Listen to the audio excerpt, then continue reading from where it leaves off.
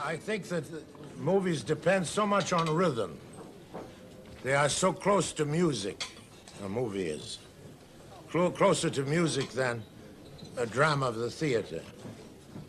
That if the sound and the rhythm of the sound, above all the rhythm, is wrong, no image can save it. It's not only what you say, but the rhythm and speed of all the voices in a scene. So I often, when I direct, turn my back on the scene.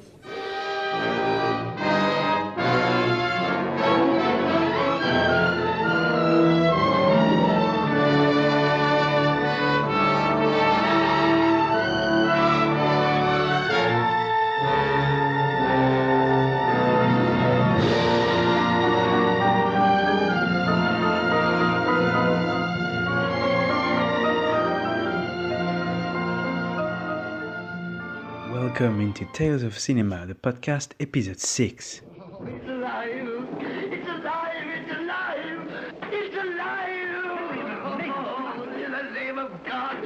Now I know what it feels like to be God! Today we're going to go back in time like we haven't before to talk about The Lady from Shanghai, directed by Orson Welles in 1947. I'll make it worth your while. Could it be this you're looking for? You were smart to carry a gun, traveling alone in the park, but if you knew you had the gun in your bag, why throw away the bag? I meant for you to find it. I don't know how to shoot. It's easy. You just pull the trigger. As usual, we're going to talk a little bit about the director himself, Orson Welles. He was an American actor, director, writer and producer known for his work in radio, theater, film, and also a magician in his free time. He was fascinated by magic. He was born in 1915 and passed away at the age of 70 in 1985. I'm not going to say too much about Orson Welles. If you are a film goer, you've probably heard this name many times before. There's a number of stories and legends surrounding Orson Welles' life. I would only recommend to go read a little bit about him because it's fascinating, all the things he went through during his life. So the best I can tell you is to go read about him. It'll be much better than me talking about Orson Welles forever, as he has a very, very long life. He started in theater, and after working for quite a few years in theater doing adaptations and his own plays as well, he moved on radio. That's where he became very famous as writer, director, producer, narrator as well for some radio adaptations. The one that is the most known of them is the 1938 adaptation of H.G. Wells' The War of the Worlds. So there is a legend around this adaptation.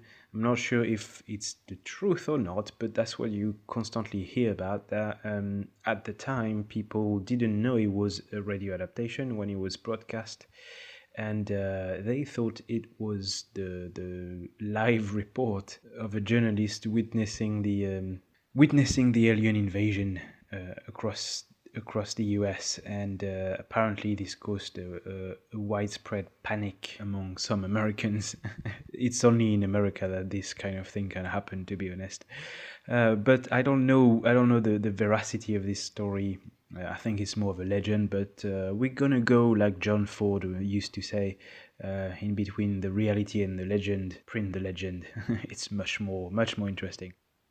During the 30s, he moved on to cinema and directed himself a few short films, participated in a few other projects, and started acting as well.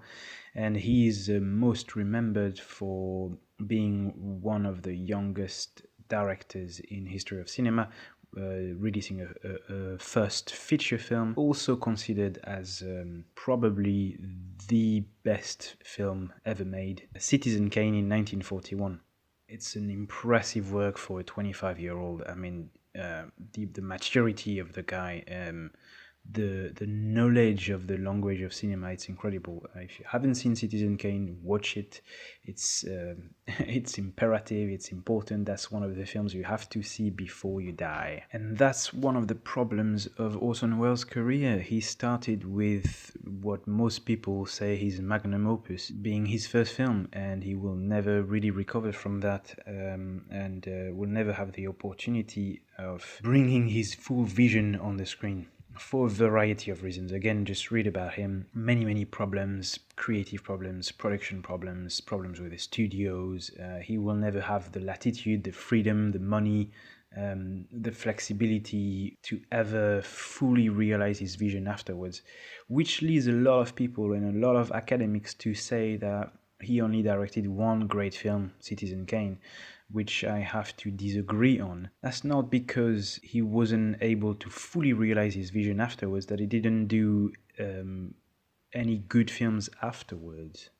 A few films that personally I think are worth a watch besides Citizen Kane. Again, you have to watch Citizen Kane first.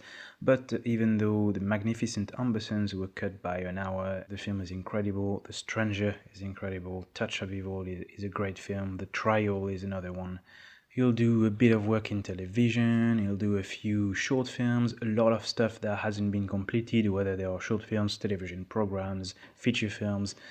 He will perform as well for a lot of other people. He has a very long acting filmography in which he goes in every genre. He'll work most famously for Carol Reed, Henry King, Henry Hathaway, King Vidor, John Huston, people like this. Sacha Guitry. He's an actor in his own films, and he will end up quite a few times in Europe, and particularly in Italy, where he will do a few exploitation films to pay the bills and to pay the bills of his restaurant trips, because he was very fond of food. Well, I said I didn't want to talk too much about Orson Welles. It's very difficult to summarize such a big life, so I still spend too many minutes according to my own taste. Anyway, let's move on to the film itself. The Lady from Shanghai, 1947. What's a tough guy? I don't know. A guy with an edge. What makes him sing better than me? Something in here. What makes it loud? A microphone. That's his edge. Edge? A gun or a knife, a nightstick or a razor, something the other guy ain't got. Yeah, a little extra reach on a punch, a set of brass knuckles, a stripe on the sleeve, a badge that says cop on it, a rock in your hand. Without an edge, they ain't no tough guy. You hear that, Black Irish? It's true. It is written, produced and directed by Orson Welles, starring Orson Welles, Rita Hayworth, Everett Sloane, Glenn Anders and Ted DeCorsia. Why I wanted to talk about this film in particular compared to the other Orson Welles films, it's a very fun and playful take on the film noir genre. Just a little bit about the story. Michael O'Hara, played by Orson Welles at the beginning of the film, he's an Irish sailor and he saves the life of beautiful but mysterious Elsa, played by Rita Hayworth, who dyed her hair blonde for that film, by the way. Turns out that she's married to one of the most famous lawyers in town. This husband of hers learns about Michael saving the life of his wife and offers Michael a job on his personal yacht. There's going to be some reluctance. Eventually, Michael accepts the job, and that will lead to many more problems. I'm not going to spoil too much, but if you know a little bit about the film noir genre, you'll know that it's stories of lost men, crooked men, rich and powerful men against the poor. There's always a mysterious and lady, a femme fatale, and it usually ends in a tragic way for most characters. So I don't want to say too much about the story, just watch the film. You're in known territory if you've seen other film noir. Nevertheless, thanks to Orson Welles, it's a kind of a unique take on this genre. I seem inquisitive, but where'd it happen? At Murcia. How'd you do it? Now, let me guess. You did it with your hands, didn't you? Does it ever bother you when you think about it? What'd you do to you? Nothing. You just killed him for the fun of it, eh? He was a Franco spy. There was a war on at the time. Then it wasn't murder, I suppose. Tell me, would you do it again? It's a great example of Orson Welles' work and skills. I mean, he was impressive in the amount of skills he had and the amount of things he could do at the same time. He could act in his own films, usually written by himself. He would direct them, produce them, have a hand on the editing, know about lighting, know about what it is to direct other actors at the same time as you're acting. The set of skills he had for a young man like this in the 30s, 40s, it's incredible. And thanks to his background in different other mediums, he managed to mix all those techniques together to create some kind of super technique, super Orson Welles technique that he will do fully in Citizen Kane, but he will be able to push this style further in the rest of his career. So he's very, very known for non-linear narrative forms, a play on the lightings, a very heavy use of the shadows, unusual camera angles, a saturation of the frames, with loads of actors placed within one frame, looking in different directions, having different interactions, not necessarily with each other, but everything still understandable. There's a saturation of props and actors in some of his frames, but you can still read what's happening. You understand what's happening. You understand the different relationships between the characters, what's at stake during a particular scene. He borrowed a lot from the theater in terms of placement of actors, in terms of acting, sound techniques borrowed from the radio. He's very known for deep focus shots, very long takes as well. He did quite a few of those in Citizen Kane. He does quite a few of those in The Lady from Shanghai. His most known long take is the opening scene from Touch of Evil. Incredible long take. A great knowledge of what editing is supposed to be. Unfortunately, as I mentioned, he will often get taken that final cut from greedy producers and greedy studios. But his hand is still there, and for The Lady from Shanghai, the editing is particularly well done. There's loads of camera movements as well. It's never static. Even if the camera's static, there's either movement within the frame or saturation, or sequences where you have only camera movements.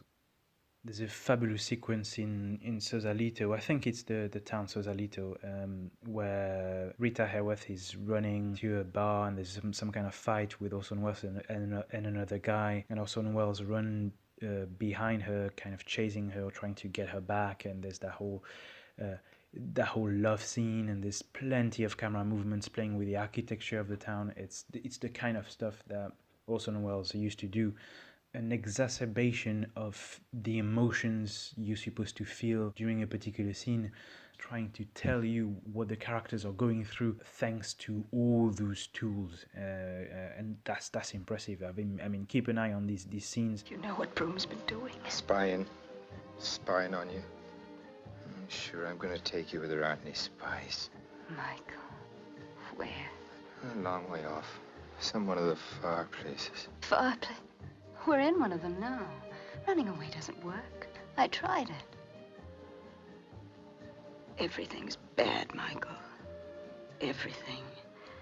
You can't escape it or fight it. You've got to get along with it.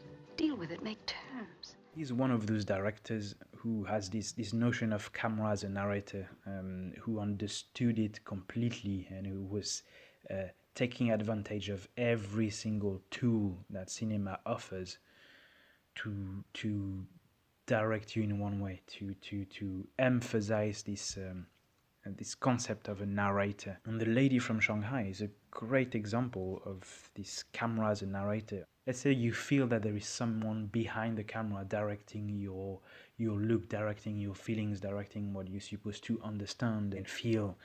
And The Lady from Shanghai is a good example to make you understand what potential cinema has in terms of storytelling, in terms of metaphors, in terms of themes, in terms of emotions. It's quite subtle, but it's still there. So it was released in 1947. It's a post World War II film that has an incidence and some kind of importance in the story. Well, I mean, in the background of the characters at least.